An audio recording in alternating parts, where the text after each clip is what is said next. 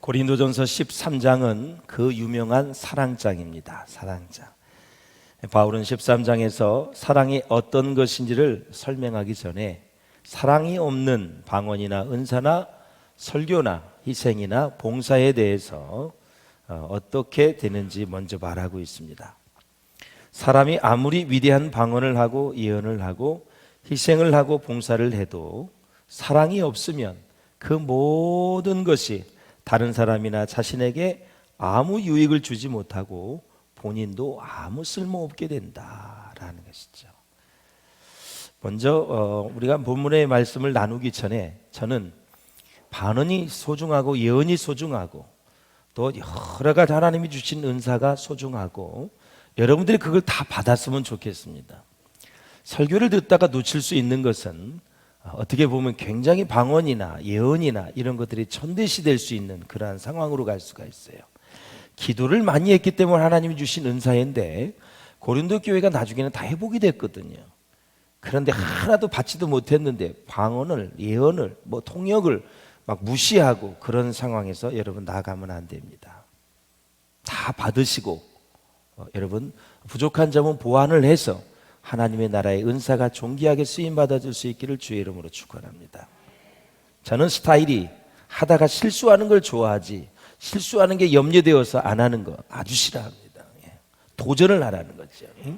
하나님의 은사도 받지도 않으면서 이렇게 나와 있으니까 사랑이 최고야 말하는 것보다 그것도 받고 사랑도 충만해서 은사의 능력과 사랑으로 잘 조화를 이루어 하나님께 영광을 돌리는 것이 필요하다. 그렇게 들을 수 있기를 주의 이름으로 축원합니다. 그래서 사랑은 모든 사람이나 은사, 희생을 가치 있게 만드는 아주 중요한 기초가 된다는 것을 우리가 알 수가 있습니다. 그래서 13장은 세 부분으로 구성이 되어 있는데 1절에서 3절은 아무리 놀라운 은사를 받고 실천을 해도 사랑이 없으면 그냥 꽝이다. 소리나는 꽹과리와 같다. 아무것도 아니다라는 거죠. 4절에서 7절까지는 사랑의 속성은 어떤 것인가? 8절에서 13절은 사랑은 주님께서 이 땅에 재림하실 때 이제 하나님의 심판이 있을 텐데 이 세상에 있는 모든 것들이 무너지고 급격한 변화를 겪을 때마다 무너지지 않고 살아남을 뿐만 아니라 그 위에도 영원히 지속되는 놀라운 덕이 뭐냐? 사랑이다라는 거죠.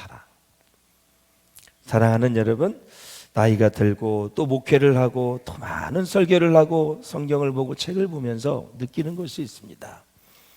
목표를 향해서 갈 것만이 아니라 그 가는 과정에 사랑이 좀 충만했으면 좋겠다.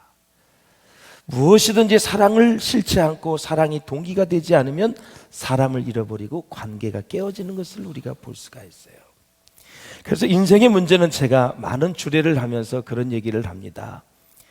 사랑이 식어지면 문제가 발생하기 시작을 한다라는 거죠. 사랑이 식어지면 진짜 그렇습니다. 그 식어지는 틈에 마귀가 틈을 타게 돼 있어요. 마귀가 치고 들어와요. 그래서 제가 성도님들에게 그래요. 뭔가 이렇게 참 힘들어하고 이렇게 자꾸 시험이 들고 그러면 아유 집사님 이제 저를 사랑하는 게 식었나 봐요. 사랑이 식은 것 같아요. 저는 그렇게 말을 해요. 왜? 사랑이 있으면 다 이기거든요.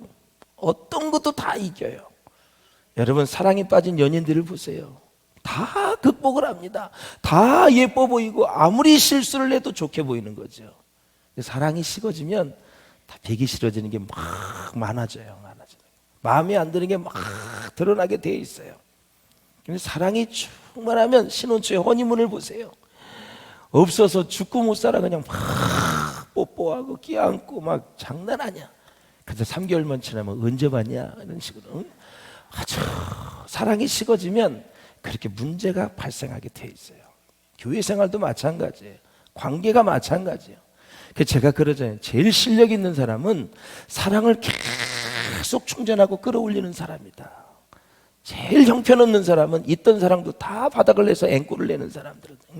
그러면 아주 인생에 삐그덕 소리가 나고 몸이 건조하고 재미가 없고 사람이 말라비틀어진 나무처럼 의미가 없어지는 거죠.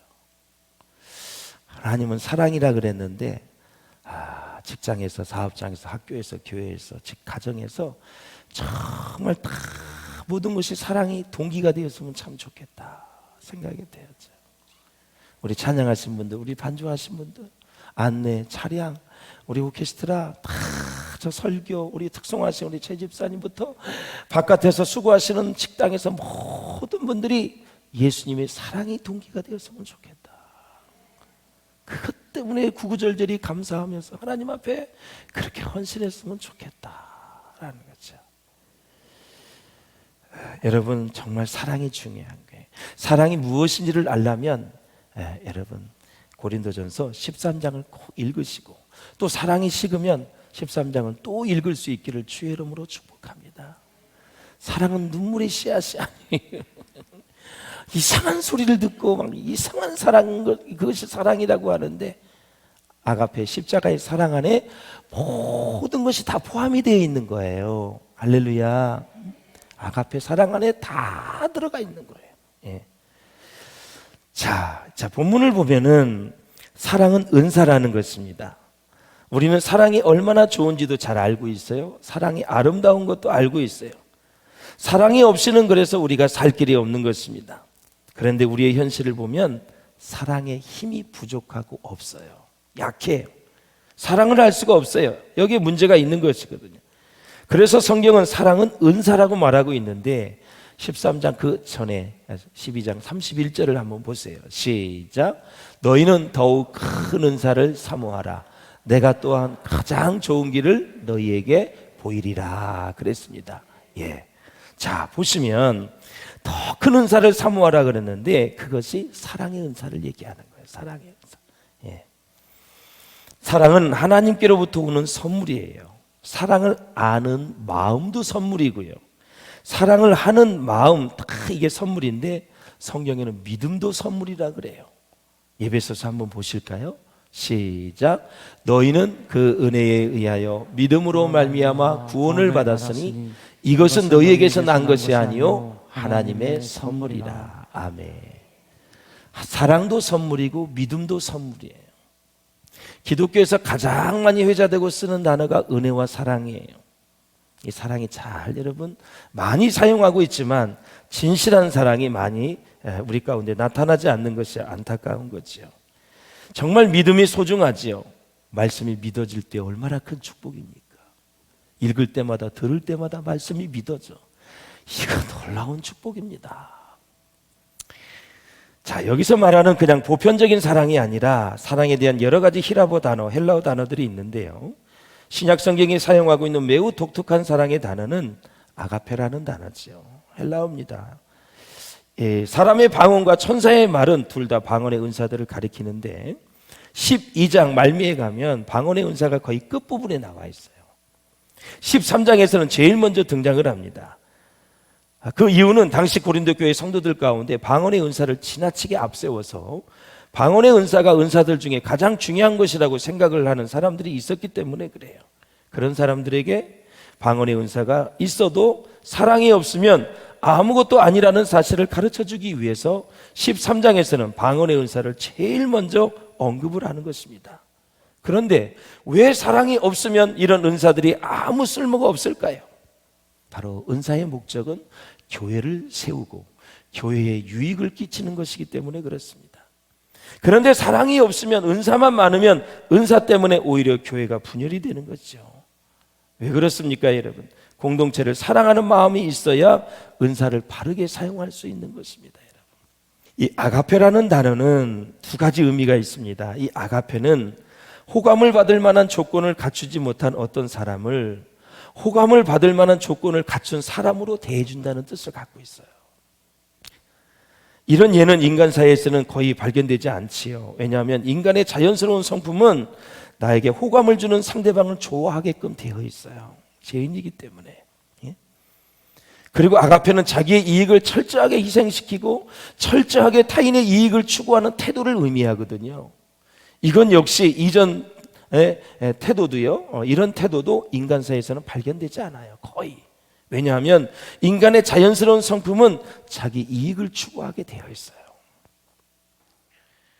인간의 자연스러운 성품, 이 자기 중심이 있고 자기 이익을 추구하기 때문에 이 아가페라는 이 사랑을 실천하기가 어렵다는 얘기죠. 우리는 사랑을 크리스찬의 미덕 정도로 생각하기 쉽습니다. 그러나 사랑은 크리스찬의 삶의 본질이고 신앙생활의 기초인 것입니다. 본질이에요. 가끔 보면 교회 생활을 오래 하신 분들이, 그런 분이 많지 않지만 연륜이 길어질수록 또 더 신앙생활을 오래 할 수 있도록 더 고집스러워지는 사람이 있어요. 더 까다로워지는 사람이 있어요. 더 재미없는 사람이 된 경우도 저는 보았어요. 왜 그럴까요, 여러분? 왜 재미가 없어지고 까다로워지고 고집스러워질까요? 왜 바리새인처럼 그렇게 변해들까요? 사랑보다는 은사, 사랑보다는 성경의 지식, 사랑보다는 봉사, 부수적인 것에 집중을 했기 때문에 그래요. 우리는 신앙의 연륜이 깊어질수록, 성경 지식이 많아질수록, 기도를 많이 할수록, 봉사의 영역이 넓어질수록 더 사랑에 집중해서 주위를 따뜻하게 하셔야 돼요. 그리고 하나님께 인정받는 일꾼이 되어야 되는 것입니다. 할렐루야. 네, 그래야 돼요. 그렇다면 사랑은 무엇일까? 사랑은 4절에서 7절에 보면 능력입니다. 어떤 능력일까요? 오래 참게 하는 능력입니다. 사랑의 은사를 받은 사람이 오래 참습니다. 상대방에 대해서 그 사람을 사랑하는 만큼 참는 것입니다. 그 사람을 사랑하지 않으면 참죠. 막 나가요, 말이. 근데 그 사람을 사랑하면 사람이 참게 되어 있어요. 그래서 사랑의 능력이에요. 능력. 그래서 인내의 힘이 어디에 있어요? 사랑에 있는 거예요. 오래 참는 사람, 사랑의 능력이 있는 사람이에요. 4절에 보면 사랑은 오래 참고 그랬어요. 이것을 원문에서 한번 봅시다. 어떻게 되어 있는지. 마크로두메이라는 헬라어 단어예요. 이 긴 고통, 인내는 불평이 없는 인내를 마크로두메이, 오래 참는다는 거고 오래 견딘다는 거예요. 불평이 없이 사랑하는 마음으로 견뎌내는 것, 이것이 바로 사랑은 오래 참고라는 단어예요. 불평하시면 안 돼요. 무슨 힘으로 견디냐고요? 사랑하기 때문에 견디는 거예요. 사랑이 식어지면 변하지요. 야곱을 보시죠. 사랑하는 아내 라헬을 얻기 위해서 7년을 하루같이, 하루가 7년같이, 1년이 365일인데 365 곱하기 7을 해봐. 그걸 하루처럼 보냈다는 거예요. 라헬을 너무 사랑해. 라헬을 통해서 난 자녀가 요셉과 베냐민이에요. 너무 차별을 했어. 채석옷을 입혔어. 형들한테 시기를 받아서 구렁텅이 빠지고 다 애굽으로 팔려가 버렸어. 하나님은 그 나쁜 것을 활용을 해서 그 민족을 다시 살리는 일을 하신 분이 하나님이신 줄로 믿습니다. 이렇게 사람을 사랑하게 되면 내가 당하는 고통의 의미를 알게 된 것입니다. 사랑은 엄청난, 그래서 지혜를 주는 거예요. 그래서 제가 한번 뜨겁게 연애도 해보라는 거예요. 정말 죽기 살기로 한번 해보라는 거예요. 그래야 사람이, 상대방의 필요가 뭔지를 알아요. 그러면 사람을 알게 되고 사랑을 하면서 사람이 상대방을 이해하는 힘이 생기는 거예요. 사랑하는 여러분, 그렇습니다. 사랑하게 되면 사랑하는 자를 위한 사랑 때문에 그 당하는 고통을 즐기게 되는 거예요. 고통이 힘들지 않게 되는 거예요. 그러니까 사랑하는 성도 여러분, 내가 지금 어떤 수고를 하든지 어떤 일을 하고 어떤 일을 사역을 하는데 힘이 들었다, 점점점 어려워지고 있다면 이렇게 생각하면 돼요. 사랑이 부족하거나 사랑이 지금 식었구나, 이렇게 생각하면 돼요. 여러분, 지금 무엇이 힘들어요? 직장이? 사업이? 교회 사역이? 남편 부인 보이는 게 힘들어요? 백발백중이야. 사랑이 식은 거예요. 사랑의 용량이 다 지금 앵꼬된 거예요. 그러니까 일하기도 싫고, 사랑이 앵꼬가 되면요 목적을 상실해요. 사람의 목적이 하나님이었었는데 나중에는 하나님도 다 힘이 임해져. 그러니까 힘든 거예요. 사랑하는 성도 여러분, 그래서 사랑은 오래 참는 힘을 공급하는 것입니다. 그 다음에 사랑하는 여러분, 성령의 열매가 하나님의 이제 사랑인데요, 언제나 인간의 사랑은 이기적이지만 하나님의 사랑은 이타적입니다. 그래서 온유하면 절제된 인격을 말하는 건데, 절제되지 못하면 어떻게 됩니까? 특별히 분노를 절제하지 못하면 폭발할 수밖에 없지요. 폭발하면 파괴가 되어지고 그래요. 그래서 그것은 교육이 절대 될 수가 없어요. 그래서 화가 났을 때는 절대 자녀들에게 잔소리하면 안 돼요. 페스탈로츠가 유명한 교육학자 아닙니까? 그 사람이 이런 말을 했어요. 읽어보세요. 시작. 교육은 온유의 교실에서만 가능하다. 교육은 온유의 교실에서만 가능하다. 화가 났을 때 절대 아이들에게 어떤 말을 하지 마세요. 목회도 화가 나서 설교할 때 열매 하나도 없습니다. 성도들이 다 알아. 수업도 마찬가지야. 진짜 화나면 그냥 쉬는 게 나아. 야, 얘들아 놀아라 가서. 화가 나가지고 수업을 하면, 화가 나서 무슨 권면을 하면 효과가 없는 거예요. 그래서 분노할 때는 교육이 안 되는 것입니다. 그럴 때는 차라리 침묵하는 것이 나아요. 사랑은 자랑하지 아니하고 투기하지 않습니다. 투기나 자랑에는 공통점이 있는데 그것은 바로 이기심의 뿌리를 받고 있다는 거예요. 투기는 자기에게 없는 것, 남들이 가지고 있는 것을 탐하는 것을 투기라 그래요. 그렇다면 자랑은 무엇일까요? 자랑은 나만 있고 남을 가지지 않고 또 남이 가지고 있지 않는 것을 나타내되 그것을 과장해서 나타내고 싶은 것이 자랑입니다.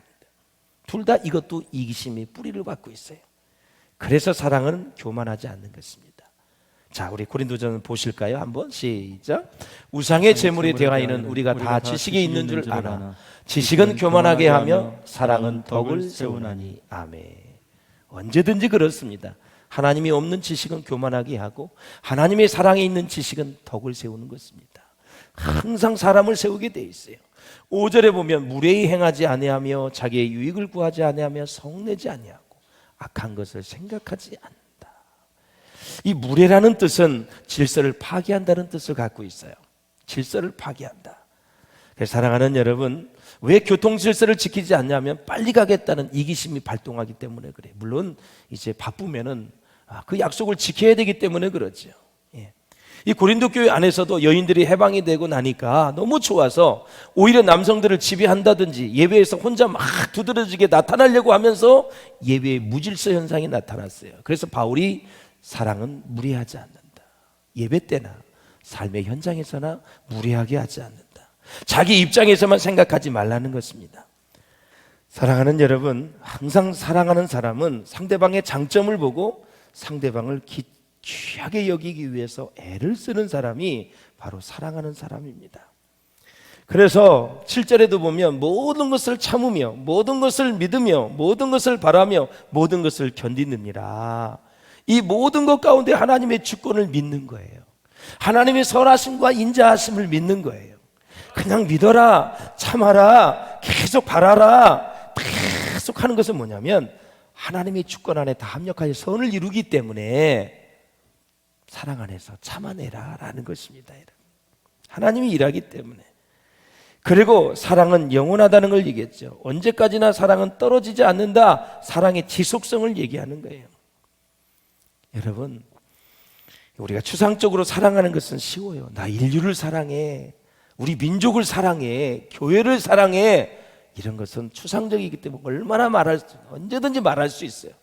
그러나 제일 어려운 것은 나와 가장 가까이 있는 사람, 매일매일 부딪히는 사람, 이런 사람들을 사랑하기가 어려운 거예요. 그런 사람들과 막히지 않기를 주님의 이름으로 축원합니다.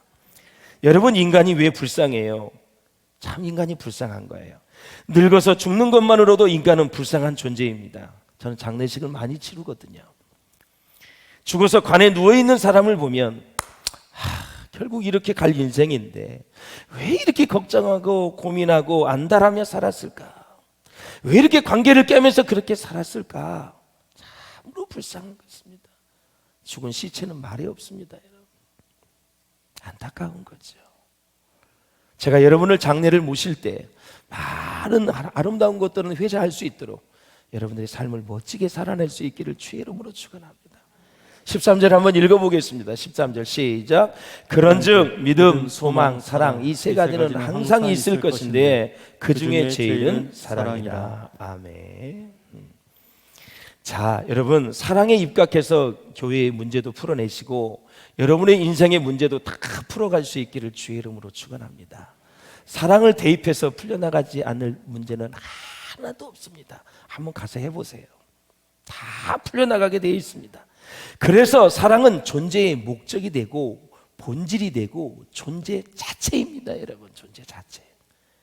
그래서 그런즉 믿음, 소망, 사랑 말씀하셨지요. 이 그런즉을 원문에서 본 헬라어로서 보면 지금이라는 뜻이에요. 이것을 대입해서 13절을 다시 번역을 한다면 지금은 항상 덕으로 남아있을 것인데 그 중에 제일은 사랑으로 되어 있는데 원문을 보면 가장 위대한 것은 사랑이다 이렇게 되어 있어요. 덕을 끼치는 게 여러 가지, 믿음도 있고 소망도 있지만 가장 위대한 것은 사랑이다. 사랑하는 여러분, 믿음과 소망이 필요 없을 때에도 사랑은 이 땅에서도 저 영원한 나라에서 영원한 것입니다. 자, 성숙한 사람은 이렇게 인사를 해요. 내가 당신을 사랑한다 이렇게 말하지 않고 당신 때문에 나는 행복합니다. 옆 사람을 한번 축복해 주시길 바랍니다. 당신 때문에 나는 행복합니다. 한번 말해 주세요.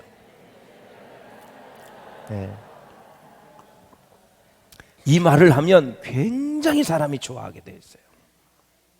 당신 때문에 행복해. 난 당신 만나서 죽 썼어. 이러면